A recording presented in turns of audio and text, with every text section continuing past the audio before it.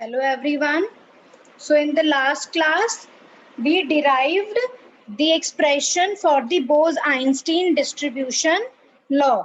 ठीक है, हमने क्या इक्वेशन डिराइव करी थी that Ni is equal to Gi upon e raised to power alpha into e raised to power ui upon kt minus 1. Now what we'll start with today? First we'll see the continuum limit. Now what is the meaning of continuum limit? इसमें हम क्या करेंगे, इसमें हम Bose Einstein distribution law जो है उसको लिखेंगे कि वो फॉर्मूला जो है किस में रिड्यूस हो जाएगा अगर हम कहते हैं कि जो हमारे एनर्जी लेवल्स हैं सिस्टम के, they are very closely spaced, that is the energy levels from a quasi-quantum spectrum, then Gi tends to Gu du, where Gu du represents the number of energy states of the system whose energy lies in the range U and U plus du, and Ni becomes Nu du, where Nu du is the number of particles whose energy lies between U and U plus du.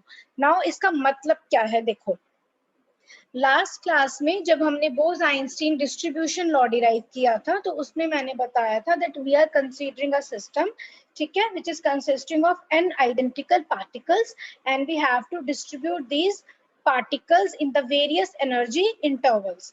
ठीक है, हमारे पास क्या था, total energy of the system was constant which was considered to be u. ठीक है, उसको हमने डिवाइड किया था into different number of energy levels और वी कैन से दैट हमने के एनर्जी स्टेट्स में डिवाइड किया था. ठीक है, फर्स्ट एनर्जी स्टेट की एनर्जी U1 थी, एवरेज एनर्जी, सेकंड की U2 थी, सिमिलरली केथ एनर्जी स्टेट की एनर्जी UK थी.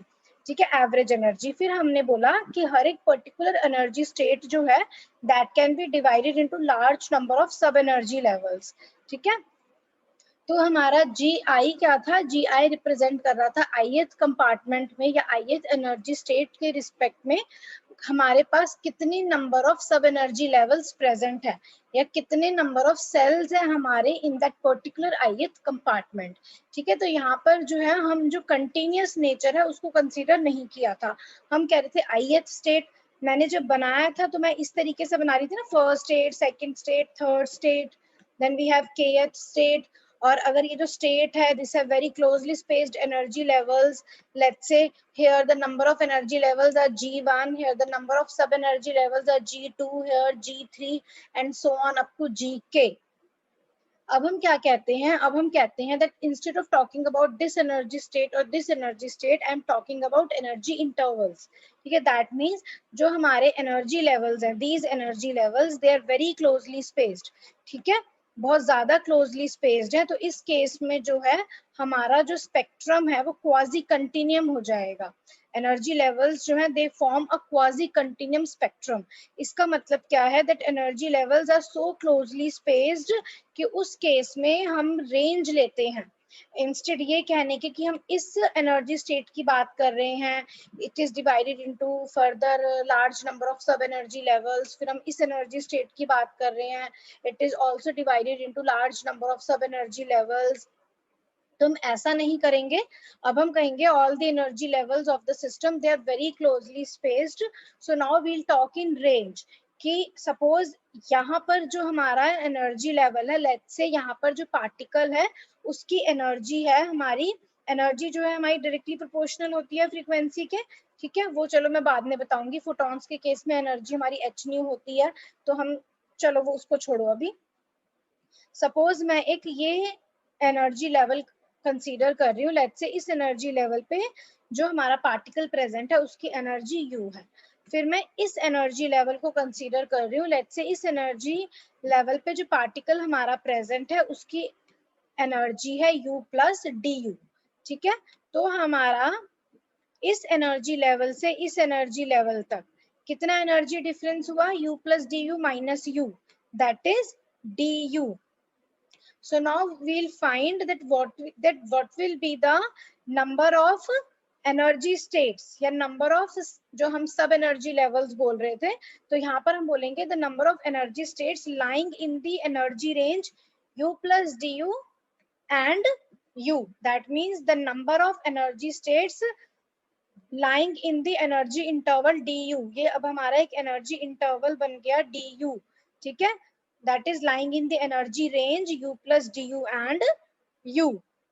तो अब ये हमारा क्या होगा, तो जी आई जो था हमारा, जी आई क्या रिप्रेजेंट कर रहा था पहले, जी आई हमारा रिप्रेजेंट कर रहा था द नंबर ऑफ सेल्स और the number of sub energy levels lying in the ith compartment or the ith energy state in which we have to distribute the ni particles, ठीक है, ये था हमारा, फिर हमारा डिस्ट्रीब्यूशन लॉ जो है ये आया था. अब हम इसको क्वाजी कंटिन्यूम स्पेक्ट्रम अगर हम कंसीडर कर रहे हैं एनर्जी लेवल्स का, फिर हम इसको कैसे लिख सकते हैं, that means if we are considering the energy levels are very closely spaced, in that case हम बात करेंगे एनर्जी रेंज की, कि इस एनर्जी से इस एनर्जी रेंज तक कितने एनर्जी लेवल्स प्रेजेंट है या कितनी एनर्जी स्टेट्स प्रेजेंट है, और उस एनर्जी स्टेट्स के अंदर हम कितने पार्टिकल्स या इतने पार्टिकल्स को कैसे डिस्ट्रीब्यूट कर सकते हैं, ठीक है. तो जी आई को हम रिप्लेस करेंगे by g u d u, अगर मैं ये एनर्जी इंटरवल ले रही हूँ, और एन आई को रिप्लेस करूंगी by n u d u. Now यहाँ पे एन यू डी यू क्या रिप्रेजेंट कर रहा है, n u d u represent कर रहा है the number of particles lying in the energy range u and u plus du, इन दोनों के बीच में कितने पार्टिकल्स लाई कर रहे हैं, फिर उन पार्टिकल्स को हम किस में डालेंगे, जो ये क्लोजली स्पेस्ड एनर्जी लेवल्स हैं या एनर्जी स्टेट्स हैं इन्हीं में डालेंगे, तो वो हमारी कितनी है, that is g u d u. तो हमारा g u d u represent कर रहा है the number of energy states या द नंबर ऑफ, जो हम अगर पुराने वाले केस से रिलेट करें तो it is representing the number of cells और the number of sub energy levels. तो यहाँ पर हम इसको बोलेंगे the number of energy states lying in the energy range u and u plus du, और the number of energy states lying in the energy interval du, that is GUDU. NUDU is representing the number of particles lying in the energy range U and U plus DU, or you can say that the number of particles lying in the energy interval DU. तो अब हम Ni को replace करेंगे by NUDU, Gi को replace करेंगे by GUDU, and then we'll again write the Bose-Einstein distribution law. Now the Bose-Einstein distribution law in the quantum limit becomes nu du equal to gu du upon e raised to power alpha into e raised to power u upon kt minus 1, ठीक है. अब यहाँ पर हमारा gu du बता दिया मैंने, this is representing the number of energy states lying in the energy interval du. अब इन दोनों को अगर मैं वॉल्यूम से डिवाइड कर दूं, ठीक है, डिवाइडेड बाय वॉल्यूम, और इसको gu du को भी मैं वॉल्यूम से डिवाइड कर दूं, तो मेरे पास अभी एक नई टर्म आ गई, let's say I am representing it by nu du, ठीक है. तो अब ये nu du क्या है हमारा, ये सिंपली nu कह लो या nu du एक ही बात है. Now this is representing the number density, ठीक है, नंबर पर यूनिट वॉल्यूम. अब gu du divided by v, इसको अलग ब्रैकेट में रखो, let's say gu du divided by v जो है, इसको अब मैंने एक नई क्वांटिटी से डिनोट कर दिया, let it be capital G which is a function of energy, ठीक है, gu du लिख लो या gu लिख लो एक ही बात है. now this is representing the density of states, ठीक है, what is it representing, the density of states. Density of states मतलब energy divided by volume, or the number of energy levels lying in the energy range u and u plus du per unit volume, that is your gu du, that is equal to small gu du divided by v. अब यहाँ पे जो चीज लिखी है ये चीज गलत लिखी है, gu जो है that is not representing the density of states. gu du को जब मैं वॉल्यूम से डिवाइड कर दूंगी, now that will represent the density of states, ठीक है. ये यहाँ पे एक्सपोनेंशियल का फैक्टर भी आएगा, तो कंफ्यूज होने की जरूरत नहीं है, इसको छोड़ दो, सिर्फ इतना याद रखो. देखो फॉर्मूला हमारा क्या होता है, ठीक है, हर चीज की तुम वो याद रखो, डायमेंशंस क्या होते हैं. अगर हम कह रहे हैं नंबर डेंसिटी मतलब नंबर पर यूनिट वॉल्यूम. अगर हम कहते हैं energy density, that means energy per unit volume. अगर हम कहते हैं density states, density of states, that means number of energy states पर यूनिट वॉल्यूम, ठीक है. तो जो हम जिस चीज की डेंसिटी कह रहे हैं वो ऊपर आएगा divided by volume. Number density means number पर unit volume. Density of states means number of energy states per unit volume. Energy density means energy per unit volume. और यहाँ पर हम रेंज कितनी ले रहे हैं, du. एनर्जी इंटरवल हम du कंसीडर कर रहे हैं. तो अगर nu du को मैं वॉल्यूम से डिवाइड कर दूंगी, that becomes number density. That means the number of particles per unit volume lying in the energy range du or in the energy interval du. gu du upon v हमारा क्या represent करेगा, density of states, the number of energy states पर unit volume lying in the energy range u and u plus du, or the number of energy states per unit volume lying in the energy interval du. I hope यहाँ पे सबको clear है. देखो इसमें ज्यादा कुछ करने की जरूरत नहीं है, बस तुम्हें इतना ध्यान रखना है कि इस लॉ को हम कैसे लिख सकते हैं in the continuum limit. That means जब हम कंसीडर कर रहे हैं that energy levels are very closely spaced. जब एनर्जी लेवल्स हमारे बहुत क्लोजली स्पेस्ड होते हैं और हमें नंबर ऑफ पार्टिकल्स जो है वो निकालने हैं कि वो कितने हैं that are distributed in some particular energy range. तो उस पर्टिकुलर एनर्जी रेंज में पहले हम देखेंगे हमारे पास कितनी एनर्जी स्टेट्स हैं, नंबर ऑफ एनर्जी स्टेट्स कितनी है उस पर्टिकुलर एनर्जी रेंज में. उन्हीं एनर्जी स्टेट्स के अंदर पार्टिकल जो है उनको हम डिस्ट्रीब्यूट कर सकते हैं. तो लेट्स से GU DU अगर हमारे नंबर ऑफ एनर्जी स्टेट्स हैं एक पर्टिकुलर एनर्जी इंटरवल DU के अंदर, तो जो नंबर ऑफ पार्टिकल्स हैं उस पर्टिकुलर एनर्जी इंटरवल du के अंदर जो हमें डिस्ट्रीब्यूट करने हैं, ठीक है, in different energy states lying in that particular energy interval du, वो हमारे होंगे nu du. ठीक है, so the formula becomes nu du is equal to gu du upon e raise to power alpha into e raise to power u upon kt minus 1. ना यहाँ पर अभी मैं टर्म इंट्रोड्यूस कर रही हूँ. What do you mean by density of states. Density of states का simply मतलब है the number of energy states lying in the energy interval du पर unit volume. That means gu du divided by v. तो बस इतना इसमें पता होना चाहिए, इससे ज्यादा कुछ पता करने की जरूरत नहीं है. Now the next thing is the black body radiations. I think you're already familiar like what is a black body and what are black body radiations. ठीक है, मैं थोड़ा सा इसके बारे में तुम लोगों को अभी बता रही हूँ. ठीक है, तो इसको सुन लो अच्छे से और अगर अपनी बुक में लिखना चाहते हो तो बेशक लिख लो. अब ब्लैक बॉडी क्या होता है सबको पता है.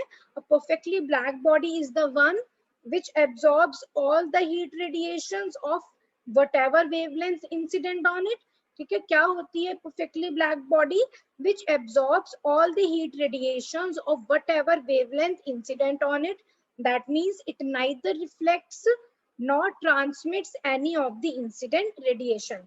सारी की सारी रेडिएशंस जो उसके ऊपर इंसिडेंट होती है वो उन सबको एब्जॉर्ब कर लेती है, कुछ भी रिफ्लेक्ट या ट्रांसमिट होने नहीं देती. That's why it appears black whatever be the color of incident radiation.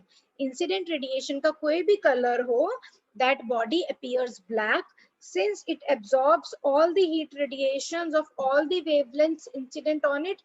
It neither reflects nor transmits any of the incident radiation. ठीक है, ये हमारी होती है ब्लैक बॉडी. अब देखो इन्होंने यहाँ पे जो ये ब्लैक बॉडी बनाई है ना, this is known as Ferry's black body. FERY Ferry FERYS Ferry's black body. Now what is Ferry's black body?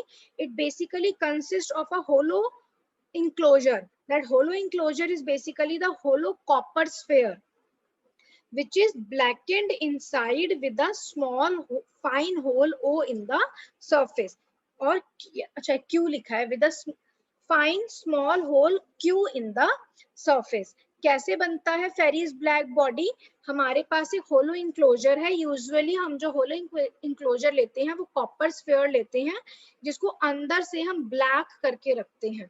ठीक है, it is blackened inside and there is a small hole Q that is present. Now what happens, जैसे ही radiations जो है वो enter करती हैं, when the radiations enter the hole they suffer a number of reflections at the inner walls of the sphere until it is completely absorbed. क्या होता है जब हमारे पास कोई ब्लैक बॉडी है और जब हमारे पास इसमें छोटा सा होल प्रेजेंट है, यहाँ से जब रेडिएशंस इंसिडेंट होती हैं और अलाउ होती हैं टू एंटर दिस होल, तो होल पर जाके जो है वॉल्स से जो है स्ट्राइक करके it will suffer a large number of reflections. ठीक है, कब तक होते हैं ये रिफ्लेक्शंस? अंटिल जो हमारी रेडिएशंस है वो कंप्लीटली एब्जॉर्ब नहीं हो जाती, और ये रेडिएशन जो है इनको हम बाहर नहीं जाने देना चाहते, इसीलिए जो है यहाँ पर एक पॉइंटेड प्रोजेक्शन बनाया है in front of this hole. इस होल के ही फ्रंट में यहाँ पे पॉइंटेड प्रोजेक्शन क्यों बनाया है? क्योंकि रेडिएशन नहीं तो यहाँ पे ऐसे स्ट्राइक करके डायरेक्टली जो है रिफ्लेक्ट बैक हो जाएगी, पर हमें सारी की सारी रेडिएशन जो है उसको इसके अंदर एब्जॉर्ब कराना है ताकि ब्लैक बॉडी बन जाए। It should not reflect not transmit any of the radiation incident on it. तो इसलिए यहाँ पर हमने पॉइंटेड प्रोजेक्शन बनाया है। इस पॉइंटेड प्रोजेक्शन का क्या फायदा है? That it avoids direct reflection of the radiation from the inner surface. ठीक है, तो इस वजह से जो हमारा स्मॉल होल है it will act as a black body absorber. So when this, और जब हमारी सारी की सारी रेडिएशंस जो है वो एब्जॉर्ब हो जाएंगी with in this hollow enclosure, then we'll have a black body. सारी की सारी इलेक्ट्रोमैग्नेटिक रेडिएशन इसमें एब्जॉर्ब हो गई, so we can say that this hollow enclosure is filled with electromagnetic radiations. now अब क्या होगा जब हम इस बॉडी को हीट करेंगे at some constant temperature T, now this will emit radiations. That radiations are known as black body radiations. ठीक है, तो this is about black body and what are black body radiations. I hope ये सबको clear है कि black body हमारी होती क्या है, जो सारी की सारी रेडिएशंस को एब्जॉर्ब कर लेती है, कुछ भी रिफ्लेक्ट या ट्रांसमिट होने नहीं देती। ब्लैक बॉडी को हम कैसे बनाएंगे, ये एक एग्जांपल है फेरीज ब्लैक बॉडी का, कि अगर हम एक होलो कॉपर स्फीयर लेते हैं, ठीक है, and we have a hole here and we have a pointed projection in front of the hole to avoid the direct reflection, and when the radiations or the electromagnetic radiations they are allowed to enter the hole, then it will suffer multiple reflections inside this hollow enclosure until all the radiations are absorbed. When all the electromagnetic radiations are absorbed within this hollow enclosure, we will have a black body. And when this black body is heated at a certain temperature, then the radiations are emitted out. These radiations are known as black body radiations. तो अब हम क्या करेंगे, अब यहाँ पर हम ये एक कर्व स्टडी करेंगे। ये हमारा कर्व क्या रिप्रेजेंट कर रहा है? These curves जो है they are basically drawn for various temperatures. ठीक है, different temperatures पे प्लॉट किया गया है ये ब्लैक बॉडी रेडिएशन स्पेक्ट्रा। इसको हम ब्लैक बॉडी रेडिएशन स्पेक्ट्रा भी बोलते हैं। जो चीजें मैंने समझाई हैं वो सब यहाँ पर लिखा है। ठीक है, तो हमारा जो ये इंक्लोजर है it is filled with electromagnetic radiations, and we know electromagnetic radiations जो होती हैं they are made up of photons. तो हर एक फोटॉन जो है उसकी एनर्जी क्या होती है? Energy of a photon is equal to h nu, where h is the Planck's constant और म्यू क्या है हमारा? This is the frequency of the radiation moving in all possible directions, and c is the speed of light or the speed with which these electromagnetic radiations are moving. So what will be the photon's momentum? Momentum will be h nu upon c. ये क्यों आया? देखो तुम लोगों ने already जब special theory of relativity पढ़ा था फॉर सेकेंड सेमेस्टर में, वहां तुमने रिलेशन पढ़ा होगा E square is equal to P square C square plus m not square C4, where m not is the rest mass. ना फोटॉन का रेस्ट मास 0 होता है, तो we'll get E is equal to PC from the relation E square is equal to P square C square plus m naught square C4 by substituting m naught as 0 since photons have 0 rest mass. तो हमारे पास क्या हो गया? E is equal to PC, and what is this is for photons, and what is the energy of a photon? This is equal to h nu. So from this we get momentum as h nu upon C. ठीक है, so we can say that electromagnetic radiations they are made up of photons having energy h nu and momentum h nu upon c, and they are moving with the speed of light c in vacuum, and these photons जो है they can be treated as particles. ठीक है, और इसको हम क्या कह सकते हैं? Let's say this is forming a photon gas. ठीक है, we have large number of photons in a hollow enclosure, so we can say that the radiation inside the hollow enclosure, it is consisting of a very large number of photons having different frequencies or wavelengths, so we can say that they are forming a photon gas. ठीक है, फिर जब हम इसको heat up करेंगे then it will emit radiations, those radiations are known as black body radiations. ठीक है, so now we'll study the graph that is plotted between the energy and the wavelength at different temperatures. ठीक है, तो इस तरीके का graph जो है दिखा था, this is known as the black body radiation spectra which is plotted for various temperature. और इसमें देखो क्या क्या चीजें नोटिस की गई, यहाँ पर पढ़ो। The main features of the results are summarised below. पहला फीचर क्या है, energy is not uniformly distributed in the spectrum of a black body at a given temperature. एक पर्टिकुलर टेम्परेचर पे एनर्जी जो है इट इज नॉट, जो हमारी energy है that is not uniformly distributed. क्या हो रहा है हमारा, एक पर्टिकुलर टेम्परेचर पे जैसे जैसे वेवलेंथ बढ़ रहा है, पहले एनर्जी जो है it is increasing, then it becomes maximum, after this energy जो है decreases with increase in wavelength. ठीक है, तो ये जो हमारी पीक होती है ना, जब एनर्जी हमारी मैक्सिमम है, इसके करस्पॉन्डिंग जो हमारी वेवलेंथ होती है उसको हम डिनोट करते हैं बाय लैम्डा एम। ठीक है, जो हमारे पीक है दैट मींस जहां पर हमारी एनर्जी जो है वो मैक्सिमम है, that corresponds to the wavelength lambda M. तो first point says that energy is not uniformly distributed at a particular temperature. Second point says that at a particular temperature, the intensity of the heat radiation increases with increase of wavelength and becomes maximum at a particular wavelength, and that wavelength where the intensity or the energy becomes maximum, that wavelength is denoted by lambda m. And after this, when the wavelength is increased further, the intensity of the heat radiations decreases. So the wavelength corresponding to the maximum intensity of heat radiations is represented by lambda m. Now what does it say next? यहाँ पे देखो हम क्या देख रहे हैं, जैसे जैसे हम टेम्परेचर बढ़ा रहे हैं हमारा जो लैम्डा एम है वो डिक्रीज हो रहा है। देखो इस टेम्परेचर पे हमारा लैम्डा एम यहाँ पे लाई कर रहा है, इस टेम्परेचर पे हमारा लैम्डा एम यहाँ पर है। तो as we increase the temperature lambda m जो है it decreases. How it decreases, कि सच दैट ये जो प्रोडक्ट है लैम्डा एम इंटू टी का it remains constant, and this is known as Wien's displacement law. This is the third main feature of the black body radiation spectra, कि as we increase the temperature of the black body and when we'll see the black body radiation spectra, we notice that the wavelength lambda m decreases as the temperature increases, and it decreases in such a way that lambda m into t remains constant, and this formula is known as the Wien's displacement law. ठीक है, और यहाँ से हमें क्या पता चल रहा है कि जैसे जैसे हम टेम्परेचर बढ़ाएंगे जो इंटेंसिटी है रेडिएशंस की वो इंक्रीज होगी फॉर ऑल दी वेवलेंथ्स। ठीक है, हर एक वेवलेंथ पे इंटेंसिटी जो है वो इंक्रीज हो रही है at a as we increase the temperature. यहाँ पर देखो, यहाँ पर हमारी एनर्जी जो है it is varying like this with wavelength at this temperature. जैसे हमने टेम्परेचर बढ़ाया एनर्जी जो है डिक्रीज हो रही है, it becomes maximum and it decreases. ठीक है, बट सारी ही वेवलेंथ के लिए जो इंटेंसिटी है वो ज्यादा है as compare to intensity at lower temperature.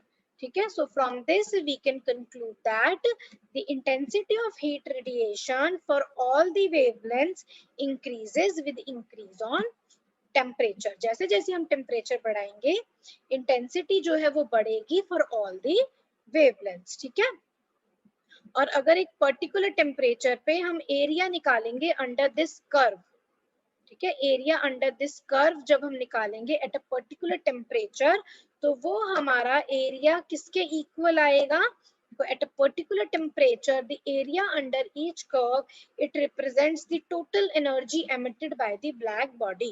तो अगर हम black body radiation spectra में किसी पर्टिकुलर टेम्परेचर पे एरिया अंडर द कर्व निकाल लें तो हमें पता चल जाएगा उस पर्टिकुलर टेम्परेचर पे जो ब्लैक बॉडी है उसने टोटल कितनी एनर्जी एमिट आउट करी थी, ठीक है। और ये जो एनर्जी है it comes out to be directly proportional to the fourth power of the absolute temperature. कितने टेम्परेचर पे हमने बॉडी को हीट अप किया और कितनी एनर्जी एमिट आउट हुई at that temperature by the black body is related by this relation. E is directly proportional to fourth power of absolute temperature, or you can say that if we remove the proportionality sign then it becomes E is equal to sigma T4, and this relation is known as Stefan-Boltzmann law, where sigma is known as the Stephen's constant.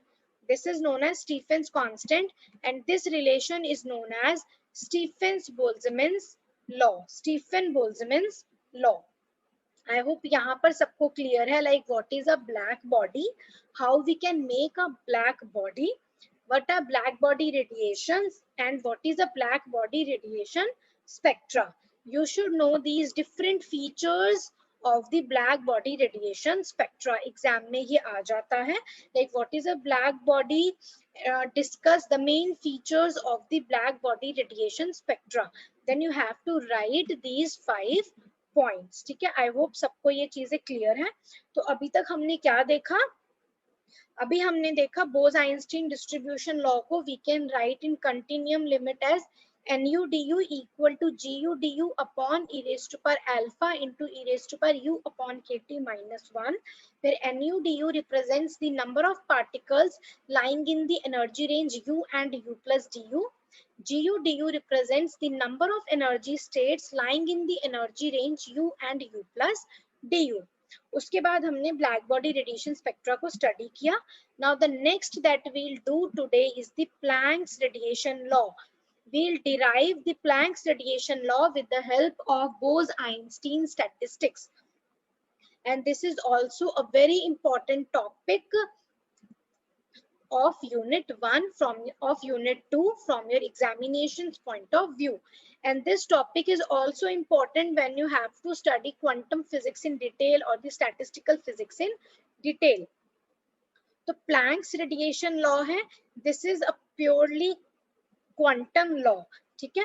Bose Einstein statistics हम apply कर रहे हैं, and boss Einstein statistics है quantum statistics, ठीक है। Planks radiation law जो है already जो है डिराइव हो चुका था, तो यहाँ पर ये देखा गया कि how we can apply Bose Einstein statistics to derive the Planck's radiation law.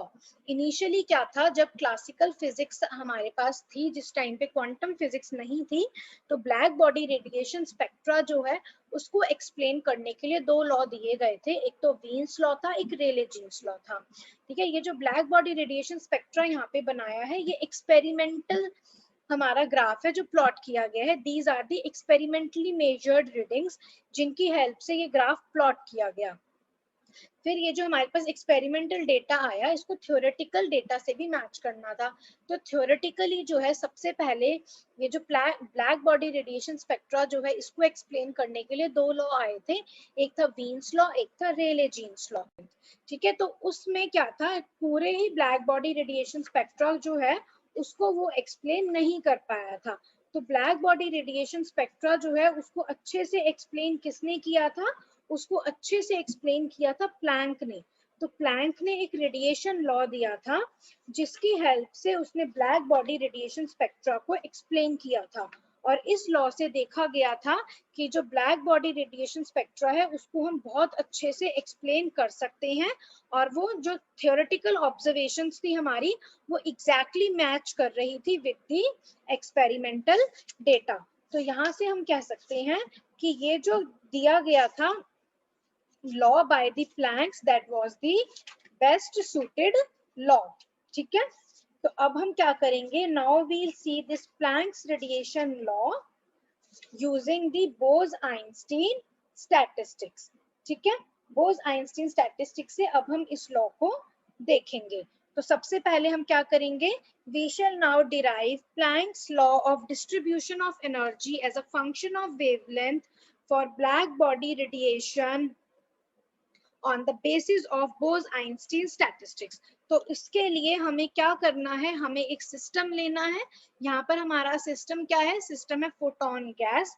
That means हमारे पास एक ब्लैक बॉडी है which is filled with electromagnetic radiations, and the electromagnetic radiations जो है they are made up of photons. तो photons हमारे क्या हैं, they are basically bosons. So we can apply Bose-Einstein statistics only to a system which is having bosons. So we should know some of the properties of this boson.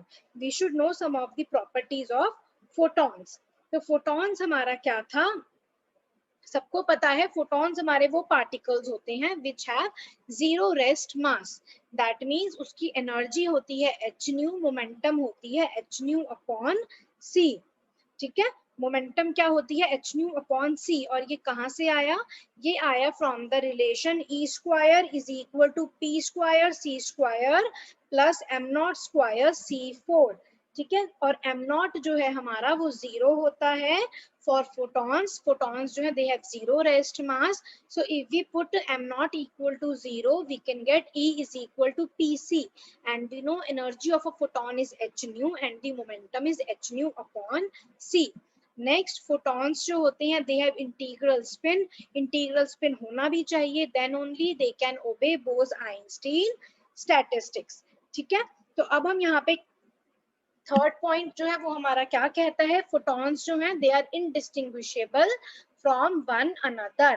Photons हमारे indistinguishable है, indistinguishable होने भी चाहिए, ये basic property है Bose Einstein statistics की कि ये जो है सिर्फ उन्हीं पार्टिकल्स पे एप्लीकेबल है जो बोसॉन्स हैं.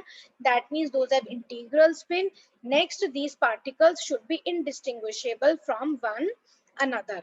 ठीक है, बट यहाँ पर जो है हम बोस-आइंस्टीन स्टैटिस्टिक्स अप्लाई करेंगे, वही बेसिक अप्रोच यूज करेंगे जो हमने बोस-आइंस्टीन डिस्ट्रीब्यूशन लॉ को डिराइव करने के लिए यूज करी थी. बट यहाँ पे जो है एक डिफरेंस आ गया. क्या डिफरेंस आया, यहाँ पर जो है टोटल नंबर ऑफ पार्टिकल्स या total number of photons inside the system जो है वो कांस्टेंट नहीं है. मतलब समेशन ni जो है हमारा वो कांस्टेंट नहीं है. अगर वो कांस्टेंट नहीं है, टोटल नंबर ऑफ पार्टिकल्स या टोटल नंबर ऑफ फोटॉन्स जो है हमारे दे आर चेंजिंग. अगर टोटल नंबर ऑफ फोटॉन्स हमारे चेंज हो रहे हैं देन इन दैट केस उसका जो डिफरेंशिएशन है वो जीरो नहीं होगा. That means summation dni will not be equal to zero. ये एक चेंज आ गया इस सिस्टम में. इस डेरिवेशन में बस ये एक चेंज है, बाकी डेरिवेशन एग्जैक्टली सेम है. ठीक है, जो हमारे जो वीन्स लॉ और जो रेले जीन्स लॉ थे वो क्लासिकल लॉज थे जो फेल हो गए ब्लैक बॉडी रेडिएशन स्पेक्ट्रा को समझाने का. ध्यान रखना वीन्स लॉ हमारा क्या होता है, it is applicable only at shorter wavelengths, it fails at longer wavelengths. और जो रेले जीन्स लॉ है हमारा, it is applicable only for longer wavelengths, it fails at shorter wavelengths. मतलब वीन्स लॉ जो है वो इनिशियल बिहेवियर जो है वो एक्सप्लेन कर पाया था ब्लैक बॉडी रेडिएशन स्पेक्ट्रा का, हायर वेवलेंथ पे वो फेल हो गया. और जो हमारा रेले जीन्स लॉ है वो लॉन्गर वेवलेंथ्स जो है उनको एक्सप्लेन कर पाया था कि लॉन्गर वेवलेंथ्स पे इंटेंसिटी ऑफ रेडिएशंस किस तरीके से बिहेव कर रही हैं. वो एग्जैक्टली मैच हो रहा था experimental data with the theoretical data given by Rayleigh Jeans law. But Rayleigh Jeans law हमारा फेल हो गया था एट शॉर्टर वेवलेंथ. तो हमें एक ऐसा लॉ चाहिए था जो सारी ही वेवलेंथ पे इंटेंसिटी ऑफ रेडिएशंस जो है उनको एग्जैक्टली एक्सप्लेन कर पाए. तो वो लॉ दिया गया था by Planck's and that is known as the Planck's radiation law. ये हमारा लॉ मैक्स प्लैंक ने दिया था. So that's why this law is known as the Planck's radiation law and this is a purely quantum law. Wien's law और Rayleigh Jeans law हमारे classical laws हैं. जो हमारा प्लैंक्स रेडिएशन लॉ है that is purely a quantum mechanical law. तो इसको अब हम डिराइव कर रहे हैं with the help of Bose Einstein statistics. तो हमारा जो सिस्टम है that is consisting of electromagnetic radiations which is made up of photons. So photons are the bosons which are having integral spin and having zero rest mass, and these photons they are indistinguishable from one another. But here we have to note this thing that the total number of photons inside the hollow enclosure which is forming a black body that is not constant. So summation dni is not equal to zero. So for a photon gas summation D N I not equal to 0। ऐसा क्यों होता है? देखो total energy जो है वो constant रहेगी, summation U I D N I जो है हमारा वो 0 रहेगा। ठीक है, total energy of the system जो है या total energy of photons inside the hollow enclosure at a particular temperature will remain constant, but the number of photons within the enclosure may not remain constant. क्यों?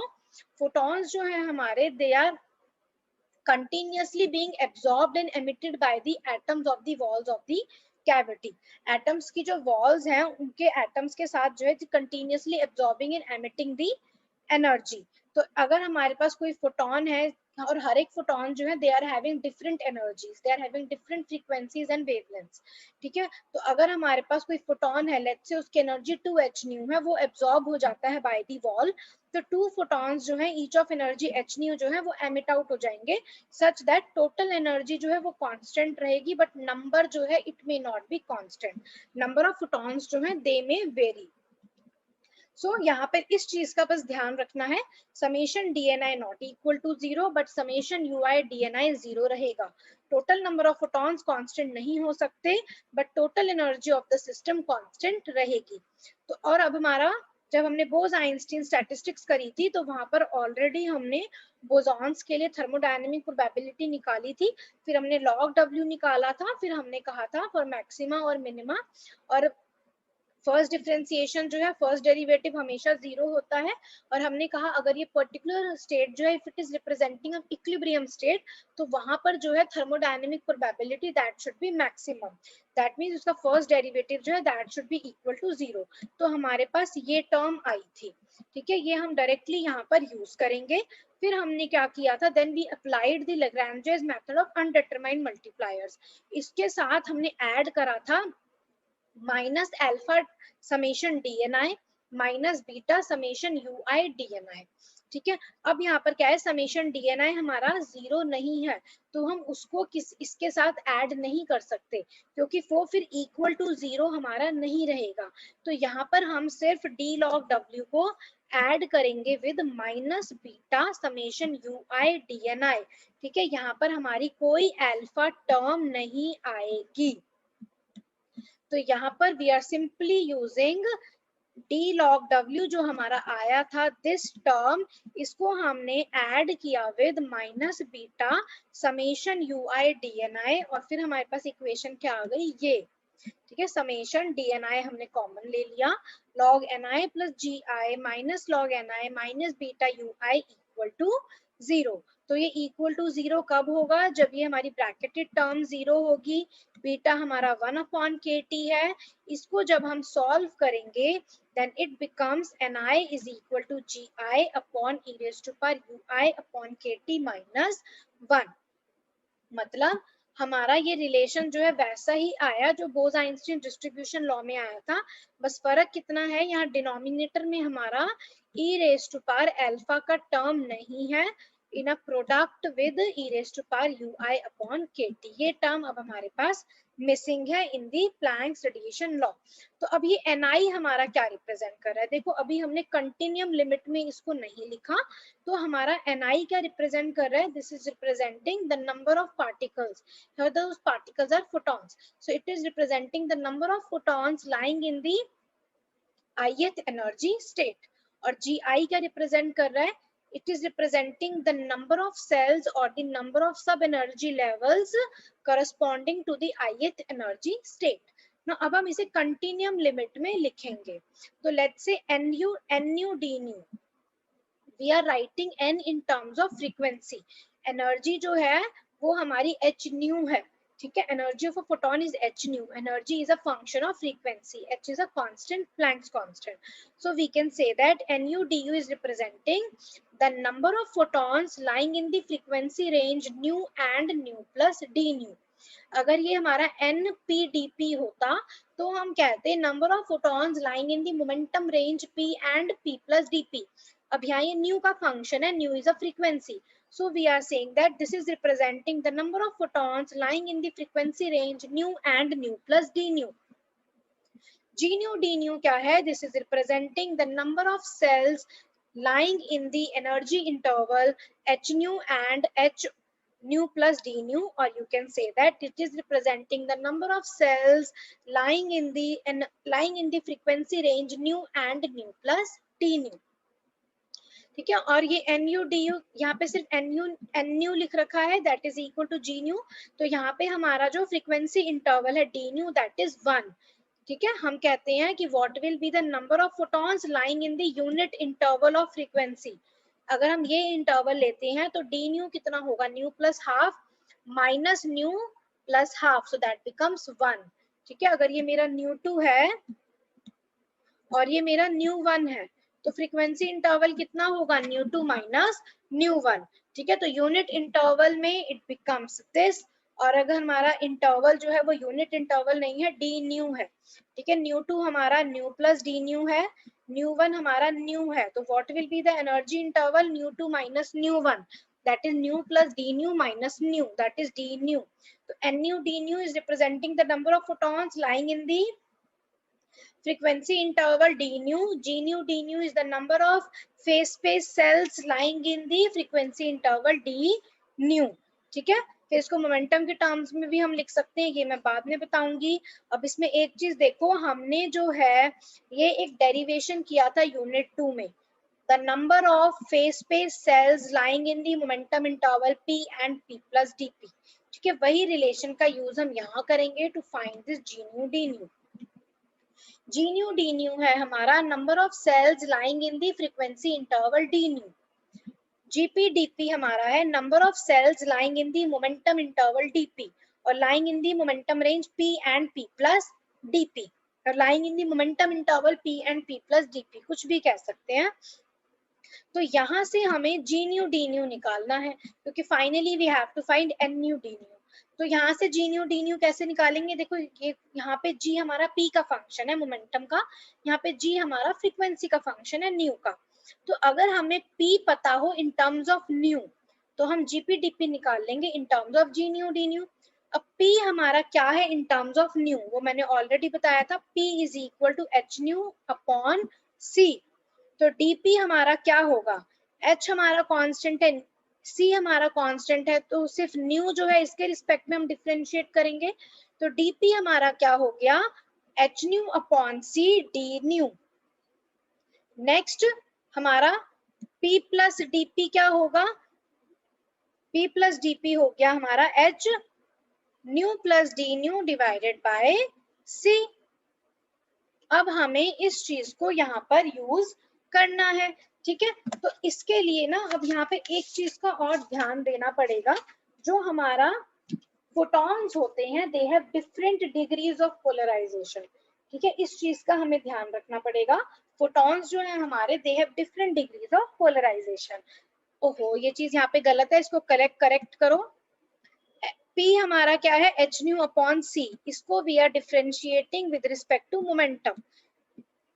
तो हमारा dp क्या हो गया, if p is h nu upon c and we are differentiating this equation, तो dp upon d nu हमारा क्या होगा, if I am differentiating momentum with respect to frequency, dp upon d nu हमारा होगा h upon c.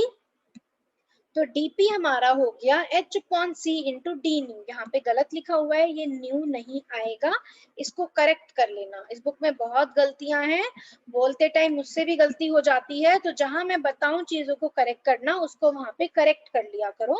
ठीक है, p अगर h new upon c है तो dp होगा h upon c d new. ठीक है, नेक्स्ट gp dp हमारा ये है.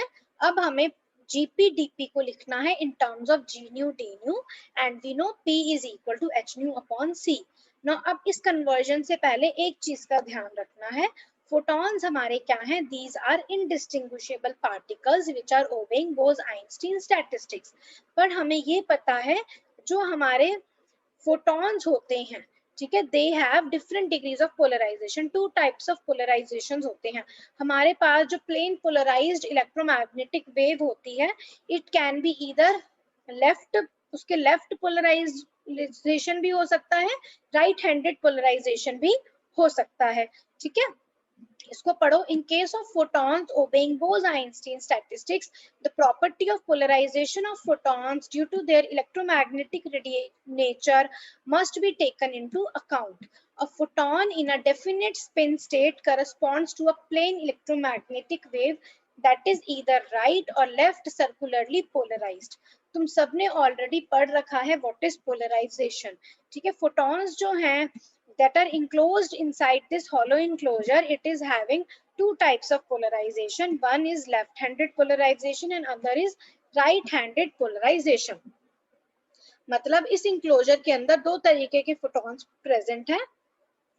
एक फोटॉन्स ऐसे हैं, एक सेट ऑफ फोटॉन्स जिनके लेफ्ट हैंडेड पोलराइजेशंस हैं, एक फोटॉन्स ऐसे हैं, सेट ऑफ फोटॉन्स जिनके राइट हैंडेड पोलराइजेशन है. तो हम यहाँ पे कह सकते हैं ये जो दोनों सेट ऑफ फोटॉन्स हैं, they are distinguishable from each other.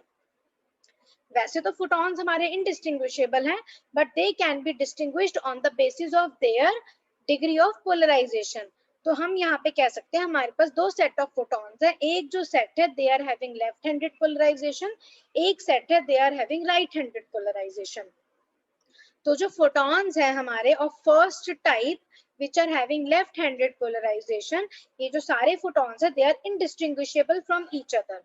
Similarly जो हमारे पास दूसरा set of photons है which are having right handed polarization, these photons are indistinguishable from each other, but these photons of first type and the photons of second type, they are distinguishable from each other.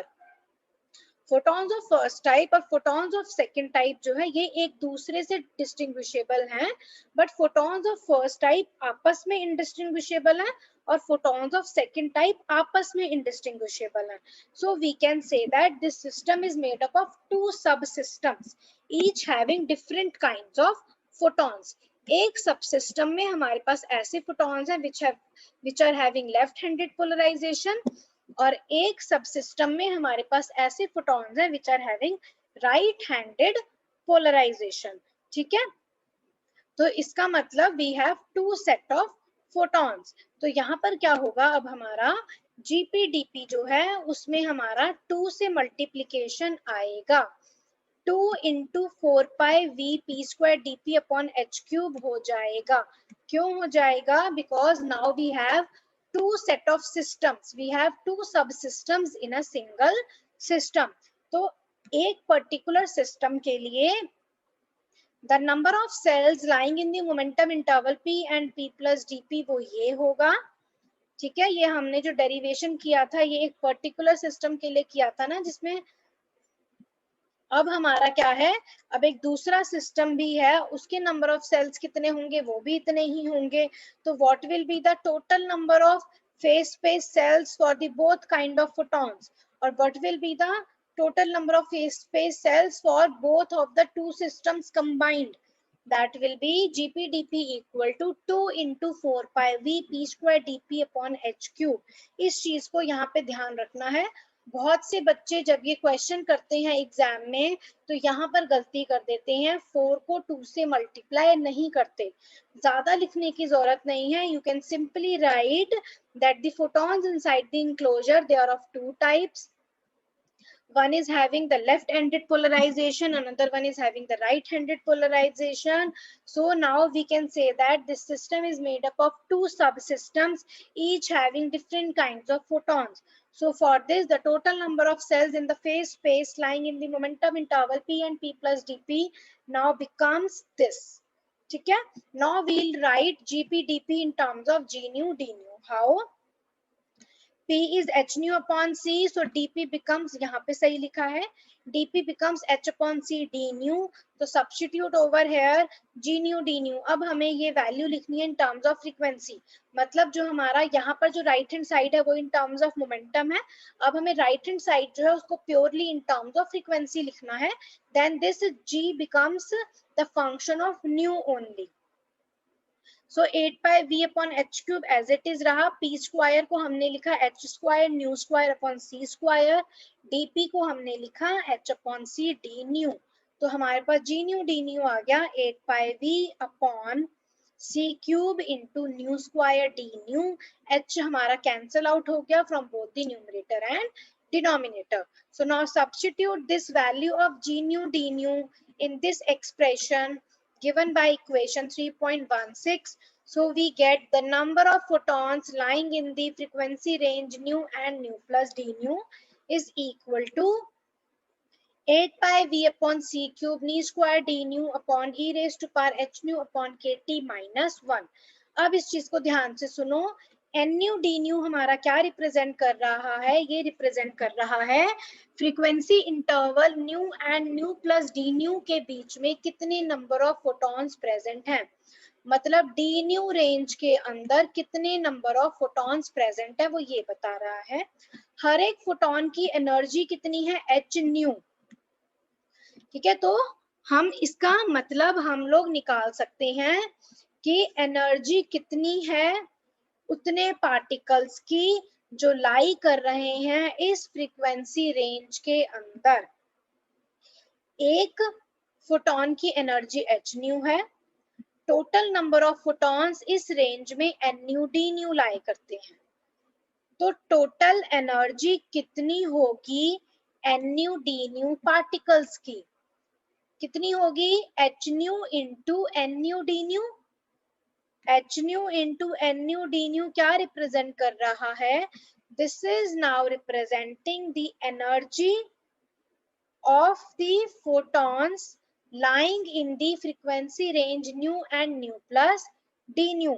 nu and nu plus d nu range के अंदर जो हमारे total photons present हैं वो कितनी energy occupy कर रहे हैं या उनके पास कितनी एनर्जी प्रेजेंट है।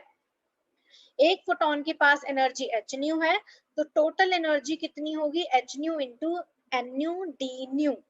Now what will be the energy density, मैंने पहले बताया था कंटिन्यूम लिमिट में एनर्जी डेंसिटी का मतलब क्या है, energy per unit volume, and we have to find the energy density in the range nu and nu plus d new.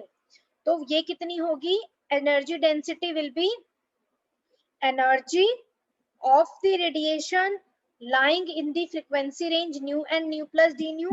Radiations means the number of photons lying in the frequency range nu and nu plus d nu, that is n nu d nu. So energy density will be the amount of energy of radiation lying in the frequency range nu and nu plus d nu per unit volume, क्योंकि density है तो total energy in the range d nu per unit volume. Total energy in the range d nu कितनी है, h nu into n nu d nu divided by volume v. Substitute the value of n nu d nu from the equation 3.20 in this equation. So we get the expression of the energy density of radiation lying in the frequency range nu and nu plus d nu, or you can say that energy per unit volume of the radiation lying in the frequency range nu and nu plus d nu. That becomes v cancel out होगा 8 pi h nu cube upon c cube d nu upon e raised to power h nu upon kt minus 1. This is known as the Planck's radiation law for the black body radiation, and this is the very important law of quantum physics. This is basically you can say the origin of quantum physics. ठीक है, origin ही quantum physics का इस law से हुआ था।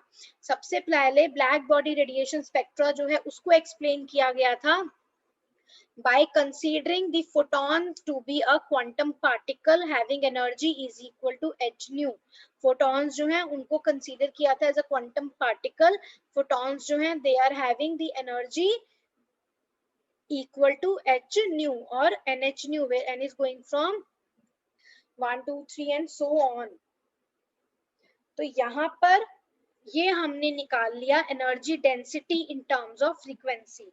Now what will be the energy density in terms of wavelength? wavelength के terms में कैसे निकालेंगे, हमें अगर nu पता है in terms of lambda तो हम निकाल सकते हैं energy density in terms of wavelength. ठीक है, हमें क्या पता है c और lambda के बीच में क्या relation होता है, c is equal to lambda into nu और nu is c upon lambda. तो d nu क्या हो गया, minus c upon lambda square d lambda. तो e lambda d lambda हमारा क्या हो जाएगा, here d lambda e lambda d lambda is now representing the energy density of the radiation lying in the wavelength range lambda and lambda plus d lambda, that is equal to new को हम substitute करेंगे c upon lambda, तो यहाँ new cube को हमने लिखा c cube upon lambda cube, D new को हमने लिखा c upon lambda square D lambda. इसको एक तरीके से हम मॉड भी कह सकते हैं। यहाँ पे हम नेगेटिव साइन जो है, ये नेगेटिव साइन इसको कंसीडर नहीं करेंगे, ये नेगेटिव साइन बस इतना बता रहा है कि हमारा अगर डी न्यू पॉजिटिव है तो डी लैम्डा नेगेटिव होगा, अगर फ्रीक्वेंसी जो है वो बढ़ेगी तो जो वेवलेंथ है वो डिक्रीज होगी, both are inversely proportional to each other, पर इसका ये मतलब है, ठीक है। सो और यहाँ पर न्यू को हम पुट करेंगे एच, न्यू को हमने यहाँ पे पुट किया c अपॉन लैम्डा, तो ये हो गया e रेज्ड पर एच सी अपॉन लैम्डा के T. So now right hand side is purely a function of wavelength. So we can write this as E lambda d lambda. Here E lambda d lambda is representing the energy density of radiations lying in the wavelength range lambda and lambda plus d lambda, or you can say that energy per unit volume of radiations lying in the wavelength range lambda and lambda plus d lambda. So both are representing the Planck's radiation law for the black body radiation. This is in terms of frequency, this is in terms of wavelength.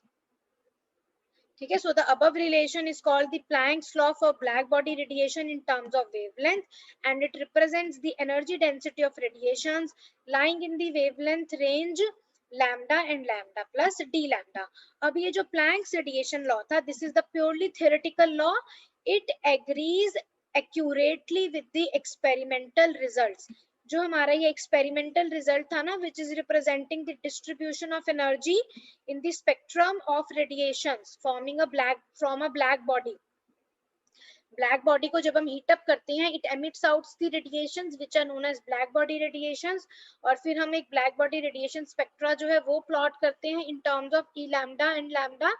सो ये जो हमारे पास curve आया था which is representing the distribution of energy in the spectrum of radiations from a black body, it agrees accurately with this theoretical values obtained from using this Planck's radiation law. Okay, so from this we can say that the Bose-Einstein statistics confirms the validity of Planck's radiation law.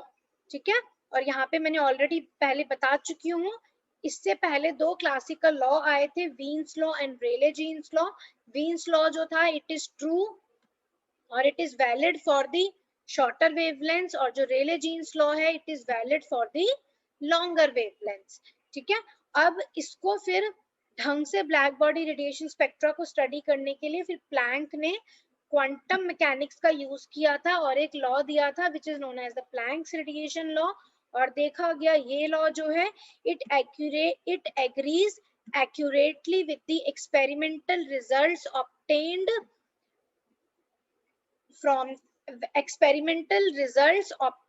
for the energy distribution of the black body radiation spectra. ठीक है, so now we have a single topic left in unit 2 which is the Bose-Einstein gas, and this is also very important topic from your examination point of view. So this we'll study in the next class. I hope सबको clear है कि आज हमने क्या किया।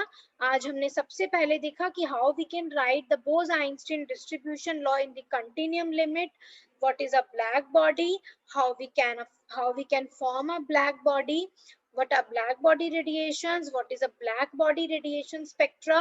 Then we discussed some of the main features of the results obtained from the black body radiation spectra.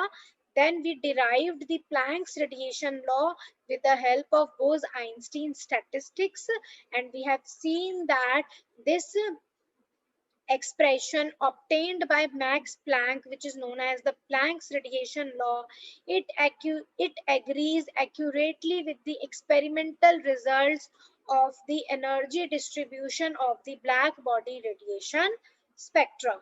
So in the next class, we'll start with the Bose-Einstein gas.